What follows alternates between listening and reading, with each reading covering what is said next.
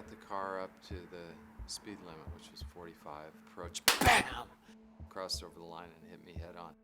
And then the car came to a stop in the opposite direction. The driver's door popped open, and I saw fluids leaking. So I rolled out onto the highway. I remember I had my cell phone in my pocket, so I pulled it out, and I called my wife.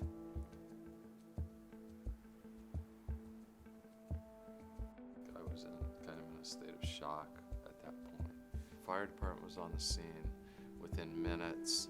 They take you right into the trauma center where I hadn't been able to tell how well I was functioning. Quite a exhilarating moment when I realized that I survived this catastrophe in one piece, and here was life. In 1 year, more than 1.3 million deaths worldwide were the result of automotive crashes. More than in 15 years of war in Iraq and Syria.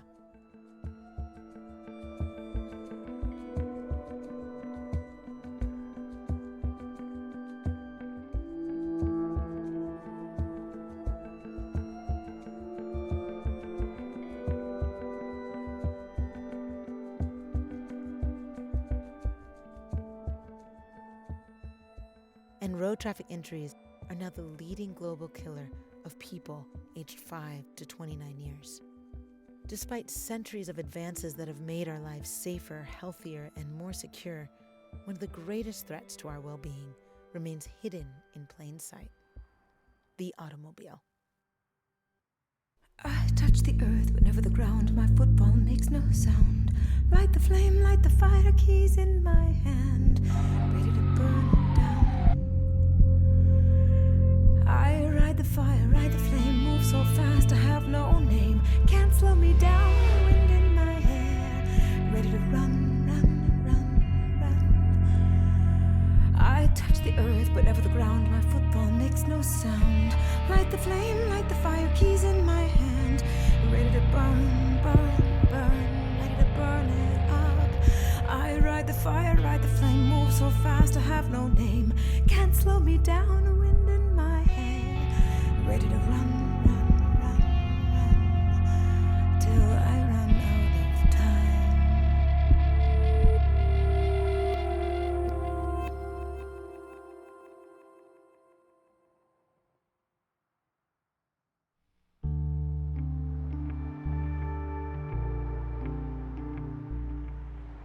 At the birth of every culture, there is a tool, a technology, an idea, a new way to fulfill our most basic human desires. It begins as a promise and becomes an organizing principle. It unfolds a series of choices, each one shaping our movement, our identities, and our lives, often in ways we had never imagined. Human beings are famously a tool creating animal, and one of the tools we like to create is tools that make us more mobile, faster, that impel our journey, whether on water or land. And so it's not surprising that an automobile would come and emerge out of that impulse, which is deeply rooted in human culture. It actually started when we were hunters. That premium on speed, in a sense, is genetic. It was built in. My generation was subjected to billions of dollars of television advertising by automobile companies that told me that owning my own car would bring me freedom and autonomy and social status and sex. That a car would be an extension of my identity, and that the freedom of mobility that the car offers, and it's amazing, right? I can come and go whenever I want, right? I'm weather protected. I have a locker for my stuff. And if I have a nice car, I feel really, really good. This is the culture of the personal automobile, a peculiar dream of mobility that's dense with contradictions. It accelerates individual journeys, but brings cities to a standstill. Designed for safety, it endangers our lives. And the more we travel alone, the larger our vehicles grow. Urban highways destroy quality of life. Urban highways are like poisonous rivers, like sarin rivers. People cannot get near them, they cannot be next to them, they cannot cross them. They are like fences in a cow pasture. They restrict freedom, mobility. They lower values of homes around them, and they are jammed. They don't solve anything. They are always jammed. 40 hours a year the average American sits in traffic. That's a full week's worth of vacation time sitting in traffic congestion. It costs us over $120 billion per year in wasted fuel and lost productivity. It's the same problem everywhere in the world. And what that problem is fundamentally a major hit to economic efficiency. So how did our cities and communities, with road systems designed for efficient movement, reach this point? And is traffic congestion really the main problem? Or is it a symptom of a more fundamental design flaw? 85% of cars on the road have one person in them. And yet we sit in traffic congestion and then we go mad. We don't have a road capacity problem. We have a seat underutilization problem. And we've tried for decades to accommodate these vehicles by widening and widening the roads. And unfortunately, there's a phenomenon called induced demand, whereby you create new capacity, and pretty soon that gets eaten up by new vehicles and new trips on the road. Throwing more infrastructure at congestion never solves the congestion problem. Transportation capital projects also have a profound impact on social equity, on who wins and who loses in the urban economy. Transportation has a profound impact on public health. In fact, my physician friends routinely complain to me that I, as a transportation professional, have more impact on public health outcomes than they do as doctors. Their job is to clean up the problem once it's already happened, but the transportation industry, we're the ones responsible for delivering healthy places. In much of the United States, and increasingly throughout the world, the urban landscape is designed explicitly for personal car ownership. The unintended effect of these policies is that people, jobs, and communities have grown further and further apart. Elsewhere in the world, where urban population growth has outpaced new infrastructure, traffic congestion can paralyze cities for much of the day. 100 years ago, few would have conceived that the lives, homes, and cities of so many would revolve around a single transportation technology. Any large road in a city, including what we call highways today, should have exclusive lanes for buses, should have protected bicycle ways, and should have large sidewalks. The car is this thing that takes up space. It takes up space when we're driving it and when we're storing it. And its impact on the form of buildings is, in a lot of cases, directly detrimental to the sociability of the neighborhood. We know now, finally, after hundreds of years of science, that the human body requires 10,000 steps every single day for optimal functioning. If you don't design your city with walking and biking in mind, you are designing your city to be unhealthy. If you look at the history of mankind, people are walkers. That's how we've gotten our exercise since the dawn of urbanization, is by walking around cities. It's only in the very modern era, and mostly in the United States, where we had this concept that we needed to get somewhere as fast as possible, and therefore we're going to use cars to do it. Really, walking is the natural mode of transportation for human beings. In too many modern cities, life without a car seems almost unthinkable. Protected by larger vehicles, wider roads, and more advanced technology, the driver lives in a world designed for personal comfort and automotive safety. It's an environment that feels natural from behind the wheel. But step out of the car and set foot on the street, and the experience is dramatically different. On foot, the journey through an average city is a collection of unconnected pathways, vast parking lots, and dangerous crossings. This view from the street is one that too few people, including policymakers, have witnessed firsthand. The United Nations has done studies and looked at how quickly will urbanization happen. And they've looked especially at mega cities, so large cities over 10 million people. And the conclusion from that study was that between 2010 and 2050, cities would grow on average with 1% per year. Now, what we see, as an example here in Stockholm, is that those growth figures don't match up. We already see that the last couple of years, the growth figures are probably double that amount, probably around 2% per year. The expectation is that it might be 3% over the next few years. Now, if that continues, then it won't take until 2050, when we're 40% more people in town. But it might be around 2030 that already happens. Now, if we think that we have a problem now, when we spend about 17 working days per year in traffic jams, when we spend about 30% of our time looking for parking spots, then we definitely have a problem where we're 40% more people already 2030.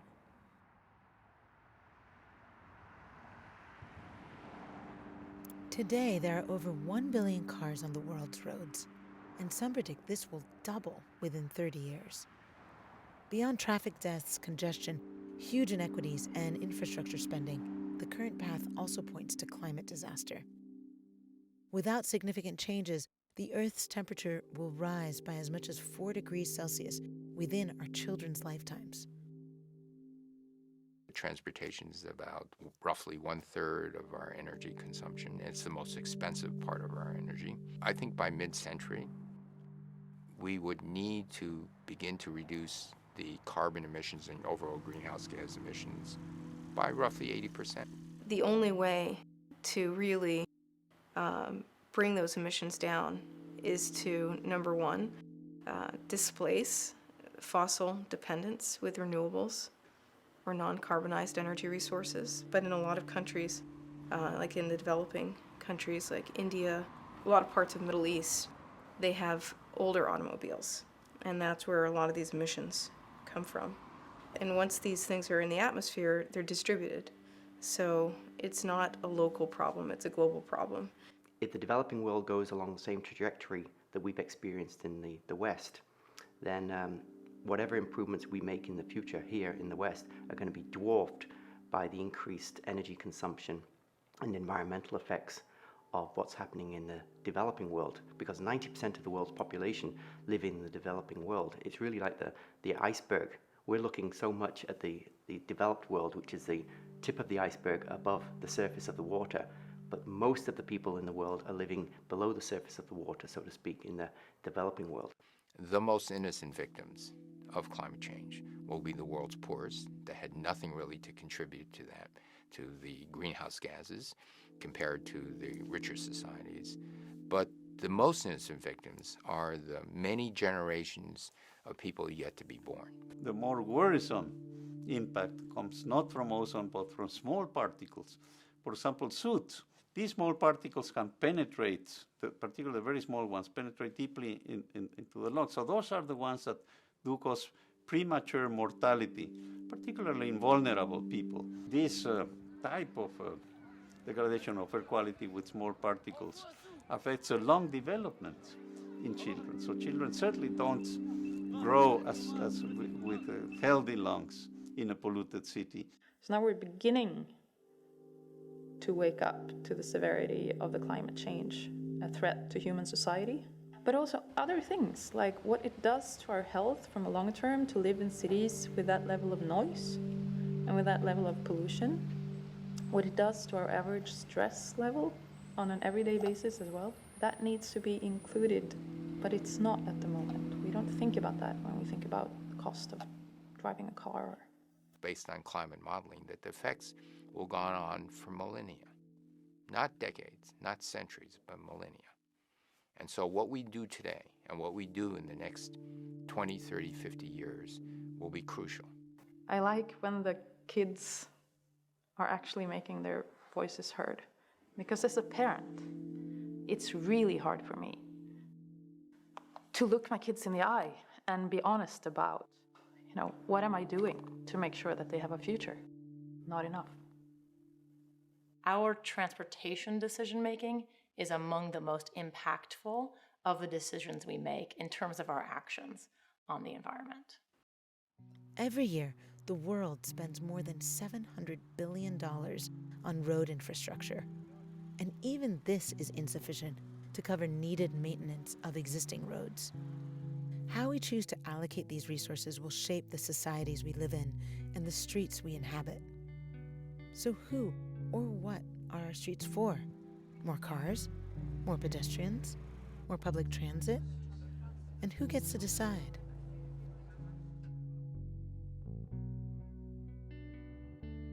One of the most important tools for creating good cities is to have the possibility of government to acquire, even by force if necessary, through eminent domain, to acquire land, to make roads, to make ports, to make airports.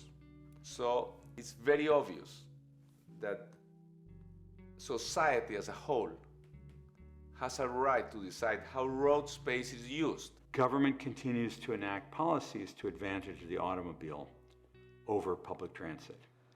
I've experienced that in Hong Kong. You'll be on a road where they built a barrier that you simply can't cross the road. And the road's carrying so much traffic that it would be dangerous if you could cross the road. We become victims of planning when planners have a better idea on how we're supposed to live or how we're supposed to move around. How we structure our public transit in our cities, we're typically giving public transit sort of second-class treatment and the automobile first-class treatment. And that's really the biggest thing in terms of social equity that affects the built environment and the way we inhabit it. Transportation infrastructure may be one of the most powerful tools for promoting social inclusion. It influences where we live, where we work, and who we meet. It channels investments and creates economic opportunities.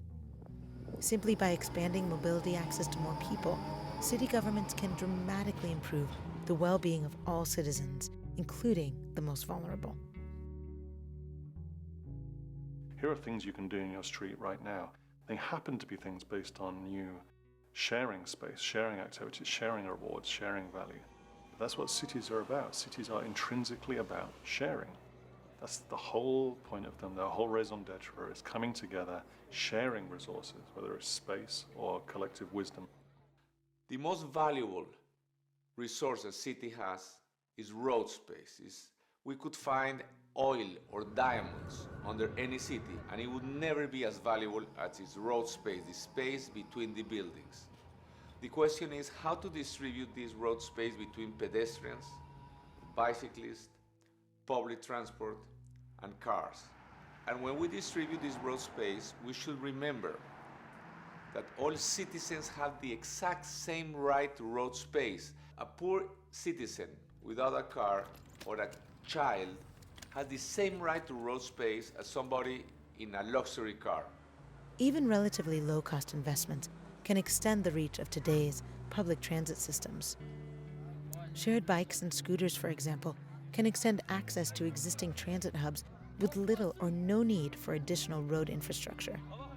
Perhaps more importantly, they contribute to behavioral changes that favor lighter, smaller vehicles over car-dependent transport.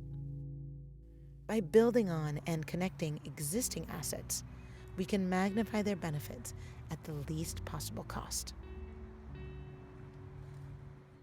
But I think the real solution is in public transportation systems.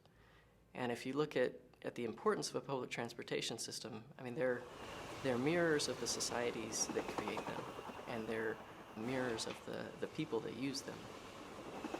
And currently, at least in the US, Americans don't like what they see when they look in that mirror.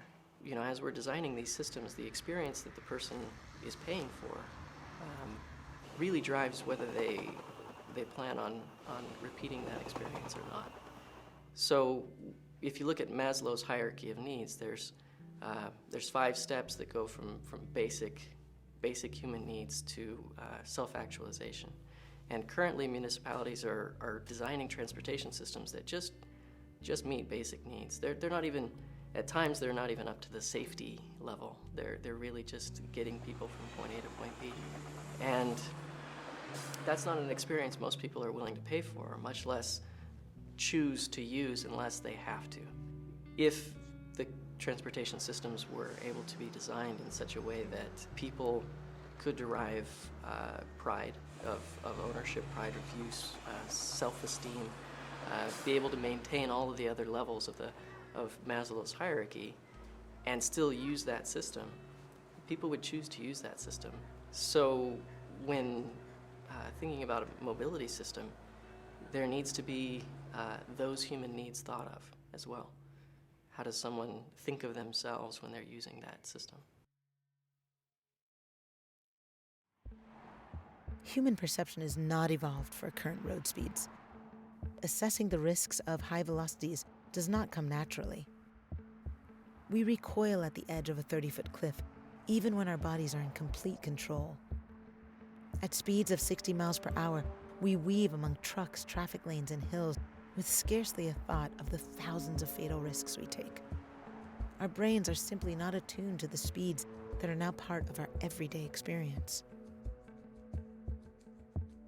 If you're going 65 miles an hour and you hit a concrete wall, once the car stops moving, then you continue to move. Injuries that are related to the negative acceleration within the body. Anything that we have can be injured in an automobile accident. Before the accident, you were out playing tennis, and now you're in a wheelchair, being fed through a feeding tube in your stomach wall. Today, street safety is mostly a privilege for those with a driver's license. Pedestrians, cyclists, children, and the elderly, in most cities, their safety is little more than an afterthought. If we want our children to grow and stay in these urban environments, at what age do they become free to move across the city without the fear and stress of, can I cross this road safely? Design cities around the needs of people, not around the needs of cars. This sounds obvious, but it's exactly the opposite of what we have been doing over the last 100 years. We may never fully come to grips with the actual risks of driving, but new approaches are being developed to enhance our awareness and at least limit the dangers we face. Adapted to humans rather than vehicles, our cities would look radically different. By working with speed, street design, and human behavior, we might double or triple the volume of people moving through our streets. Your main purpose as a driver is not to crash. Now, you may think your main purpose as a driver is to get to where you're going, but if you don't believe me, ask your passenger what they think your purpose is, and they'll tell you your main purpose is do not crash. So the amount of time you can look away while driving is just around 1 second, maybe just a fraction over 1 second. Because during that 1 second of driving, whether you're driving slowly, city traffic, on the highway, the risk of accidents in your brain goes up exponentially. And as more and more electronics come into the car, it'll be interesting to see if those electronics are actually improving our ability not to crash, or if they're really detrimental to our ability to drive safely. Advanced driver assistance systems continue to proliferate. Designed to sense environments, perceive risks, and alert drivers, these systems will give us some of the capabilities needed to prevent accidents.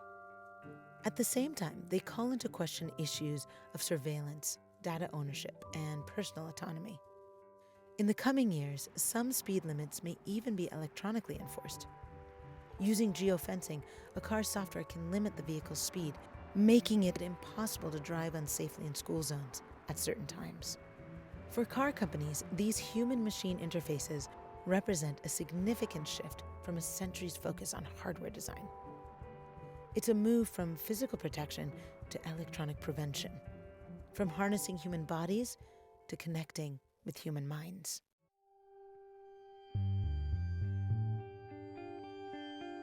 For generations, car ownership has been welcomed as a liberation from local experience and an expression of personal identity. But today, another technology has taken its place at the center of our lives. Not a transportation tool, but a communications device.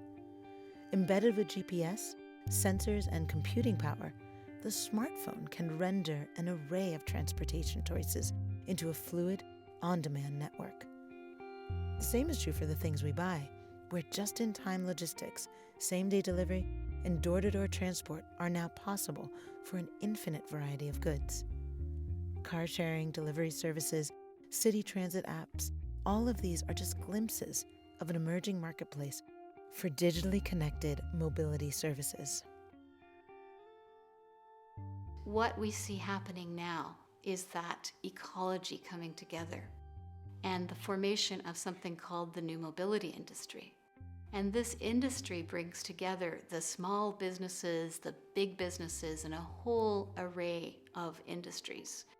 And it says, this is the next information revolution. Not one technology, but several technologies are converging, along with an enablement of a different kind of business model for mobility, where now you don't necessarily have to buy and own a car personally in order to get that spontaneous, responsive, go anywhere, anytime kind of freedom that comes with owning a car. We have the roadmap. It's the technology that's disrupting and changing the way we apply the solutions. We're at the dawn of a transformational shift where all services are subscribed to and all experiences can be attained through your smartphone or through some future device that's yet to be designed, whether it's the watch or the armband or whatever it is. And that's what's really exciting, because what that does now is it creates that layer of abstraction from reaching for your car keys to get into a car to summiting a trip and seeing what the options are. And what that does is it creates an opportunity right now to link public transport, which is what we call scheduled mobility, things that come by a schedule, with on-demand transport, whether it's your feet, your own bicycle, a bike share, a car share, a ride share service, or the on-demand taxi services like Uber, Lyft. Those things need to be integrated as a package so that the customer can feel like they're reliable. So thinking of it as a network and not simply another mode of transit. These information systems can go a long way towards reintegrating transportation in an urbanizing world. Starting with crucial transit points between roads, trains, streetcars, buses, and bikeways, we can weave together much of the infrastructure that already exists. But making it all work seamlessly demands new forms of collaboration across different modes, services, technologies, and infrastructures. It's scale that matters. You have enough nodes in your bike share system or your car share system, then suddenly it's like instant transportation. This system will break down in places where you don't have that kind of reliable demand at all times and ubiquitously throughout an area. It's adapted to mass participation. Our younger adults are not aspiring to have cars. Our cities are going to be less car dominated. We're going to create space in our cities that our communities should take now. Already a number of cities are leading the way in 21st century mobility. In Stockholm, congestion pricing has reduced car traffic entering the city by 20%. In Singapore, a single app now combines transport by train, bus, taxi, car sharing, and bikes under one monthly subscription. And in Barcelona, an advanced simulator uses real traffic data and demand patterns to give detailed predictions of the effects of proposed mobility projects. One of its first tests showed that a fleet of on-demand shuttles could significantly reduce private vehicle traffic and pollution levels throughout the city. We've been doing a lot of work in China over the last 10 years, and we've watched them transform themselves from an old paradigm of isolated super blocks with single uses into a rebirth of the idea of transit-oriented development, mixed use, human scale blocks, walkability, bringing back the bicycles that were completely lost and destroyed as a mode. I've been focused on retrofitting our streets for people versus a particular mode of transportation. We're building a new Riverwalk, a $100 million Riverwalk, building the largest elevated trail in the world for people, 2.7 miles of elevated trail that was an old abandoned rail line through 4 neighborhoods. And so you have some of those successes and people are willing to gamble with larger dollars. Even buses, often notoriously inconvenient, are being revived with the help of digital technologies. Thanks to a complete redesign of the bus network in Houston, Texas, more than 80% of the city's population now lives within walking distance of a bus stop.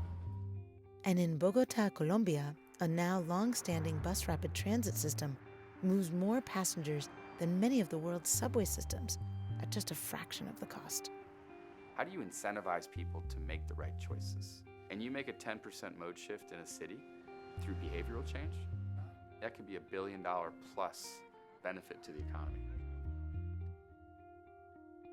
The digital technologies of today only hint at our future options. These emerging services and solutions are together becoming a new kind of platform for experiences, businesses, and transport systems we have yet to imagine. What we now view through a smartphone is only a glimpse of our new transportation landscape. You got to build a platform that people really want to be a part of and then provide them a multitude of services, but also creating a platform that people want to use. Today, we're witnessing a convergence of trends, including social networks, the sharing economy, artificial intelligence, and ever-improving wireless connections and processing power. Together, they create a new data infrastructure, the emerging fabric of tomorrow's urban mobility systems. But if data is the new engine, who owns it? Whose interests govern its use? And what will we, as citizens, gain in return? If we can just share data in a secure and predictable way, it's actually possible to immediately build services that combine these different types of transport. So creating a data governance structure that we can actually manage the data. What the city cares about for data is, can we see a dashboard of how all the different services are being optimized or utilized and how people are moving around the city. And we care about things like safety, Vision Zero. We want to see fatalities go down to 0. We want to see collisions go down because that costs us a lot of money in the economy. So there's a lot of zeros. We want to get to 0 emissions, 0 waste, 0 pollution, 0 noise. We don't want to have a noisy city with transportation. All those zeros get us to a lot of pluses. More affordable, easier. It's actually fun. Imagine having a city that's fun. So transport becomes fun and exciting, and it's part of that everyday life. One of the things that we're working on at Ford that I'm very excited by is to create a platform in which all the transportation assets are talking to each other. One of the most important innovations of the iPhone was the concept of it being a platform for others. In order for large-scale transformation of how we make use of the opportunities that are already there in terms of new types of mobility services, you also need to think in terms of platform. It's a government responsibility to make sure that the platform is in place, not in terms of an iPhone, but in terms of the data that makes it possible to connect these new services that will create a market. We need a public good platform. That means the mandates, the responsibilities to make sure that mobility data can be shared and that businesses, solutions, apps, etc., can be built on that. We need to get that in place. Autonomous vehicles have already come a long way, and their allure is hard to deny. Used wisely, they may be able to drive more safely, more efficiently, and with little to no need for on-street parking. But what exactly do we want to use them for? Who will own them, and what problems might they help us solve? Despite widespread public fascination, we're a long way from understanding how these machines might fit into our daily lives. Autonomous vehicles will move people, goods, and services. We know where everything is, whether it's a person or a good, GPS, and they can communicate to us where they want to go. And we know the state of all of the vehicles that can serve that demand, and we can optimize the use of all of that so that we use it as efficiently as possible, and we can tailor the vehicle to the purpose of the trip. So now it's possible we could get into what I call a value network, the movement of goods that support our daily lives, where suddenly we no longer have to think in terms of maximizing the weight of a load in order for the freight system to make sense.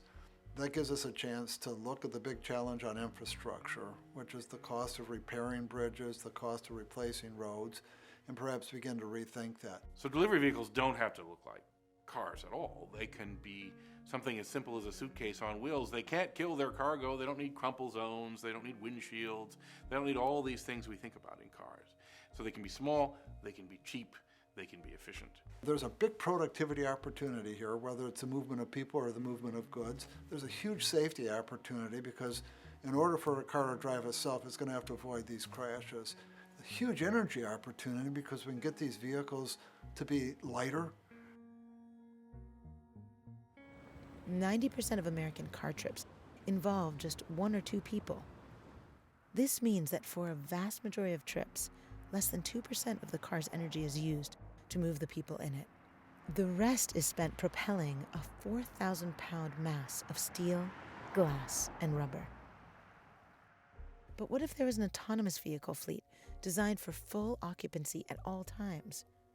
What if we could boost average energy efficiency up from 2 to 10 or even 20%? About 30% of the land overall in cities is used for roads and parking. Now imagine that changing because of the driverless vehicle, and that land gets freed up and the value creation that comes from that opportunity. So A, policy, we need to put a very high price on zero occupancy vehicles, and B, we have to really push and think hard about having shared trip, shared cars, autonomous vehicles. That is the shared trips that are going to right-size the vehicles that will transform congestion. So in the end, all transit is shared mobility. The idea that each person has their own vehicle or their own Uber driver is the dilemma of making human scale places. The form, purpose, ownership, and routing of these vehicles are all open to new design paradigms. The average sedan is 8 times larger than the footprint of a seated human, an obscenely inefficient use of space. So what we have to be careful about when we think about automated, driverless, shared vehicle systems, we have to get a different mental model than what we've traditionally thought about with cars. And therefore, I like to view this more as a new mode that's coming into the mix. There's little question that sooner or later, the era of automated mobility services will arrive. But exactly when, where, and to what extent remains unclear. The key is to consider how automation can help us meet everyone's local needs. Which mobility systems will serve us best, save us the most time, road space, and energy? Which will promote equity and benefit people with impaired mobility? This is a huge opportunity to rethink who our mobility systems serve and how we integrate them into our various urban fabrics. The shift over is going to be into a world not where you have the option of subscribing to a car, but the situation where actually owning a car does not make economic sense, and driving your own car isn't worth the trouble because subscribing is so much easier and it gives you so many more options. So today you've got cars, vehicles, energy or oil, and insurance being sold. And in the future, there's an opportunity to sell trips, miles, and experiences. But you get something better than ownership, which is access. I mean, Moore's Law is definitely in effect, and we are seeing real changes. And I think one of the things that's going to be hard for all the manufacturers to keep up with is the rate of change, because we used to change at the rate of hardware. Now we're changing at the rate of software. It's a very different cadence. The automobile will always be with us, the same as horses are still with us. They just don't maintain the same economic importance that they used to.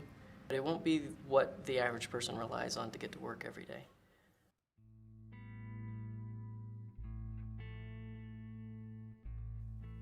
Imagine waking up to find that the cars in your city have simply vanished. Instead of fuel exhaust, you might smell the flowers or the sea. Instead of roaring engines, you might hear birdsong. Everywhere you look, meanwhile, there's a newfound abundance of calm in space. The wide lanes, the parking lots, the open curbsides. Everything is now a blank slate. We are pedestrians. Human beings, we could say, walking animals. The way birds need to fly or deer need to run, we need to walk. We need to walk in order to be happy. A city model is only a means to a way of life. And I believe that at any income level, good city can make people much happier. But for so long, we've really planned as though there's going to be one choice, and that is to own a car and to have each person get in their own car for every trip. There are many multiples times more parking spaces in this country than there actually are vehicles, reflecting this planning philosophy of I have to have my car with me at all times. And so reducing parking requirements makes housing more affordable. It also reduces the likelihood of car ownership among the people who live in that building and increases the likelihood that they're going to use sustainable transportation options like shared mobility, like transit, walking and cycling as their preferred way of getting around. With more than half the world's population living in cities, there are a few commodities more valuable than urban space. To fill this space, we must decide what we value most. Is it speed, parking, and personal convenience? Or health, green spaces, and social life? I can move 10 times as many people per square foot of roadway on foot or on bike or in a bus than I can in a car. So as cities are growing, they have no choice but to invest in the more space-efficient modes of transportation. Some cities have already begun this necessary shift. In Oslo, Barcelona, and across the Netherlands, private cars are beginning to be banned entirely from city centers. Policies like these that promote car-free cities, more human-powered transport, and smaller, more efficient vehicles are all promising places to start. Barcelona is involved in an urban mobility plan. The main aspects of this urban mobility plan is to liberate the maximum public space today related with mobility. We need to include the leisures, the interchange, the culture, the democracy. They are the citizen rights that we want include in our city inside of a new urban cell in the superblocks. The superblocks is like a little village. Our interest is how the economy grow up, at the same time how the relationship between the citizens increase also. The key aspect of the superblock is the speed. The maximum speed is 10 kilometers per hour. Then all the vulnerable people are included in our city. The kind of focus that creates the human synergy that is what makes cities great, and great culturally, great economically. It is that human scale interaction, the proximity of differences that makes cities vital. It's about a coherent system of city building that involves all the ingredients: mobility, housing, accessibility to job locations, accessibility to mixed-use environments. We really need to shift our policy when it comes to transportation away from this idea of building the new stuff and building the next new big piece of infrastructure, and towards the idea of preserving what we have effectively and operating what we have effectively. And that's when you can see a very powerful relationship between community level decision making and then city level decision making with the kind of sort of things that cities can do, like a metro system or coordinate transport across a city. And then the kind of thing a community can do, which is figure out what to do with the street outside its window. Both of those systems need to be spinning at the same quality and dynamic and working with each other in this very joined up way. The same as a cell phone is really nothing without its network. Transportation requires a network, and so a vehicle can't just be a standalone product. There needs to be a complete system that supports that product. This moment of innovation in transportation is a very important one for the future of public transit. And it's incumbent on public transportation agencies and the policymakers who govern those agencies to be looking at the capabilities of these new on-demand services and automated vehicles and thinking about how they can actually incorporate these technologies into the way that public transit is delivered. Transforming into sustainable solutions is actually the key to staying competitive and the key driver for innovation at this moment. There is little question that the world's transportation systems deserve a fundamental rethinking. And many communities are already benefiting from the first steps of transformation. This momentum is crucial because the survival of our civilization depends on it.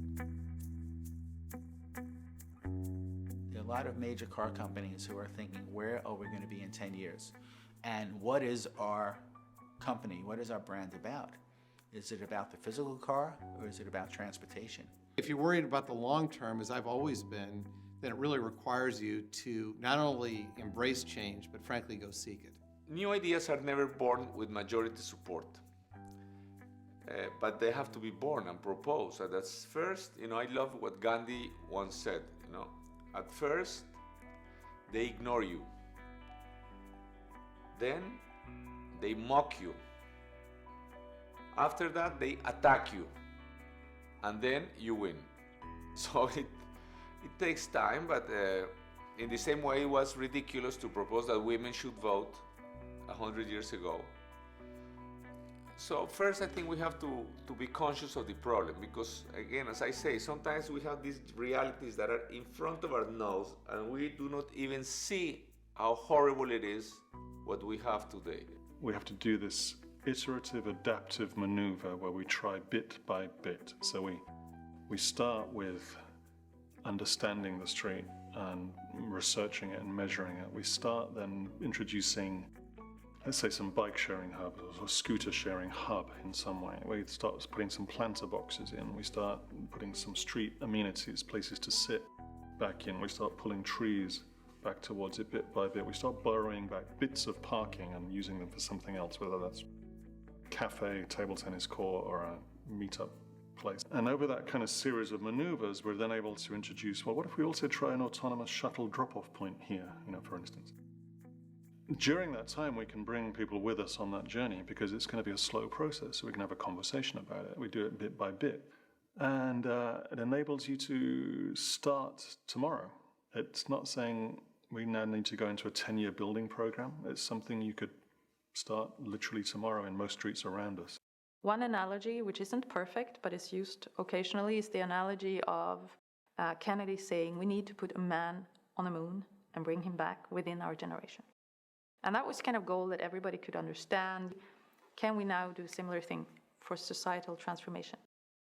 To actually formulate and address common, really ambitious, clear goals, where we look at the systems then and see how can we all work towards that. I want to dream a city for citizens, because we include inside of this idea the peaceful of the little village inside of the big cities. And at the same time, you assure the functionality and mobility and organization of the city. If you can make this, you will have the best city that you can dream. What is the most important inside of the cities? People. At the end, we want to develop a city for citizens, not for cars. The ways we move reveal a lot about ourselves. And the current crisis is an opportunity to see our society and its values more clearly. So how do we want to move? And what future do we want to build together? Already, thousands of communities, innovators, and urban leaders are answering these questions with meaningful interventions. And a new generation is demanding and taking action. Let's join them in rethinking what roles we want our mobility systems to play. Start by taking a walk, not as a last resort, but as a first step in exploring where it is we want to go and what we might discover along the way. Together, let's experiment and learn how true freedom of movement can transform the spaces we share, the lives we live, and the world we inhabit. Let's rediscover what it means to move.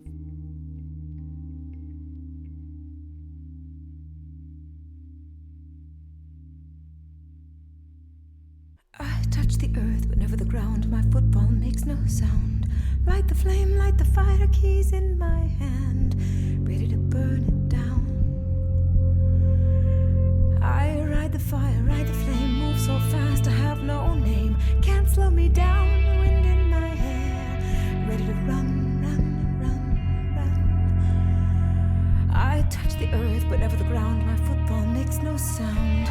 Light the flame, light the fire, keys in my hand, ready to burn, burn, burn, ready to burn it up. I ride the fire, ride the flame, move so fast I have no name. Can't slow me down, wind in my hair, ready to run, run, run, run, till I run out of time. The stillness is teeming. Come close and close your eyes, your nerves alive, alive, alive. The silence is seething. Stay still a while alive. Adjust your eyes, forget you ever saw me here.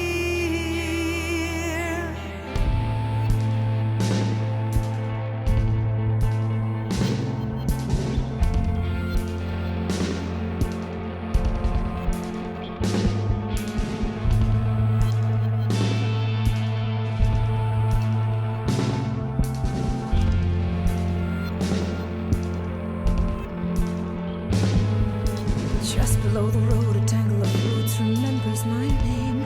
Lights a flame, lights a fire, keys in my hand, ready to slow it down. I touch the earth, feel the ground, stand so still, I make no sound.